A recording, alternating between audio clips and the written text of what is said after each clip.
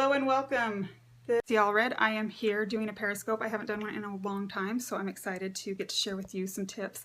If this is your first time joining, please share where you are from, and if you've been before, please welcome, say hello, and let me know you're back. I have been away for a while and been working on lots of fun things and had some exciting news today about a hopeful update with my current novel, so I'm very excited about that and just wanted to share with you what's going to be going on. I am just doing a pilot right now. Welcome, Scope Scribe. I got your email. I haven't been able to respond, but I would love to connect with you. I want to hear about the summit. I hope that you are going to be doing a scope, and if not, I'm hoping we can connect. That would be wonderful.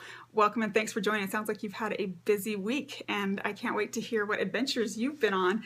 And congratulations on your book too. I'm going to be pre-ordering it and I look forward to reading it and hearing about your journey. So let me know. I'll send you an email, but let me know when's a good time to connect, when we might be able to speak over the phone. If there's a good time for you today, I would really enjoy meeting up with you. And Skim Media, welcome. I think I recognize your name before, so oh, wonderful, great. Then I will give you a call later this afternoon. That would be great. This is kind of a pilot for me. I'm hoping that we can make this work. So if you have feedback, please let me know.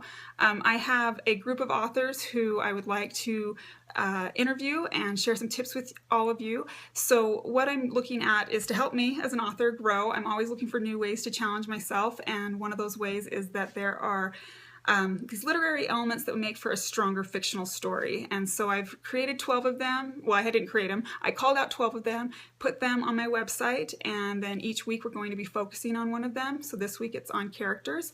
If you want to follow more of the ideas, tips, resources, go to www.othersideofquiet.net, and there will be up in the lecture section.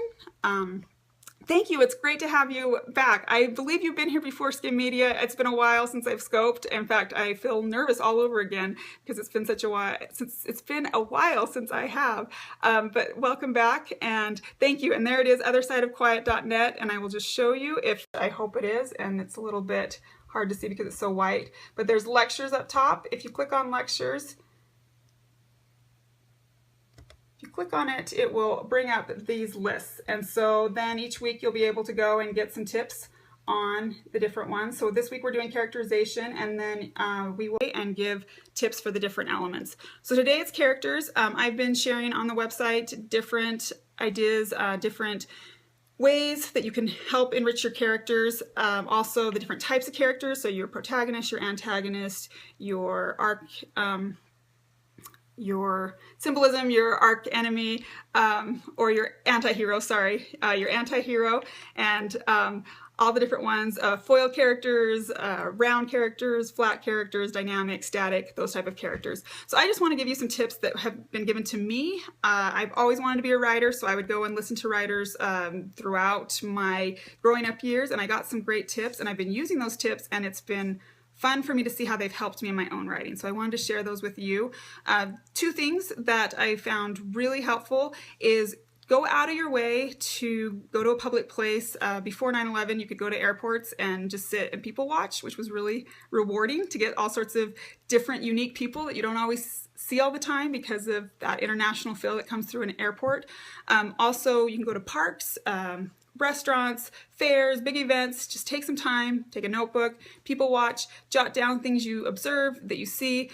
You're not looking for any of those people to become your characters per se, but you're watching for mannerisms, clothing styles, interactions with other people, things that are going to go outside of your norm that you're seeing in your day-to-day life, so that you can bring more of a depth to your own writing. So jot down those things that you observe. I like to even hear sometimes dialogues and just kind of jot down some of the things that were said. I'll do it even with my own dialogues. My mom once said something that I thought was hilarious, and I captured it, and eventually it's going to be in a novel. So write those things down, have a notebook if you want. I was going to bring some of mine and share with you what I do, but I have a notebook, and then I have dividers, and I'll have a little section that says character on it, and anytime I'm out and about, I'll just jot down just quick little notes for me. Then you have a filing system, and with today's day and age, with how easy it is with our phones, with computers, you can have all this online, so it can be digital. Back at the beginning when I started, we didn't have that luxury, so a lot of mine, I'm just in the habit of jotting them down on notebooks and little papers wherever I find them, and then stick them in filing cabinets. And then it's been super fun. It's kind of like a gift you give yourself for the future. So do it starting now if you find that it helps you, and then later you have given yourself a gift, and when you go to work on a novel and you want to build out your characters and have them have some depth, you go to those files and you are able to find all sorts of resources. Ultimately, you want anything that you're sharing in your novel to move your storyline forward. So you're not going to necessarily always pull from your notes, but your notes are going to give you richer, you're going to pull from your notes to get a richer character, but your notes may not show up in the story. But that's just to help you come up with ideas and some ways to get away from stereotypical characters and to pull more of their interests, more of their mannerisms, more of these things that you've been observing with people in general, and then you're going to kind of match who you feel fits that character, and that will help to bring some depth to them. So what I do is I have that file and I have all sorts of things that I've observed over the years, and then I pull that out when I'm starting a novel, and then I'll also create folders for my characters. So in my current novel I have about 6 strong characters. They're going to be considered my major characters. My previous novel, The Other Side of Quiet, I had 11 important major characters. So I had file names with each of their names on it, and then I went through my character file and I pulled and filed which ones I felt fit those characters, and then I had another file that was just extra character material. So that might fit for a minor character, it may never make it into the book, it might get recycled for... I probably froze. Hopefully I'm back. One of the characters that, or one of the things that will really help you, and I'm loving it right now, is also the more in-depth you have, you might be like, I don't need this much material. This is too much, or it's too much work, or I don't need all this. Well, sequels are huge now, and sequels are such a powerful way to build up your following. And so the more you have in that character file, there's going to be more than you'll need for your first novel, but it will be helpful as you work on your next novel. So anything you do is going to be gifts for your future. So don't ever feel like you're just working on one piece and you have to do all of that to appear in your current work. What you do today will be a gift for you tomorrow.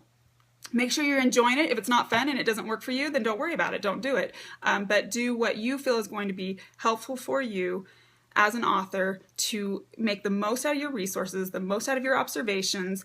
I always like this too, in that I might not be passionate about a novel at the moment, but I can go out and observe someone, see something fun, and then I can use that to create new ideas. I can feel like I'm writing because I've spent time doing some type of character sketch. So I think it's a great way to even help with writer's block, to just go out and see if you see somebody who sparks something in your imagination, and then this new character starts to build and you get excited about getting to know that character. We're not talking about plot right now, that's for another time, but hopefully some of those tips are helpful with your character ideas. So if you have any questions for me, you can ask them now. You can ask them on my Twitter feed. You can follow my website, Other Side of Quiet, and we are looking to host new authors next week. So it will be Point of View, and next Friday, I believe at 1 o'clock, I'll post if it's different, we have an author who will come and share what she does for Point of View. I am a little conservative when it comes to Point of View. She is not. So I'm excited to have her come and share some of the fun things that she does with Point of View. So thank you so much for coming and attending my first Periscope after my long break, and I look forward to seeing you guys again.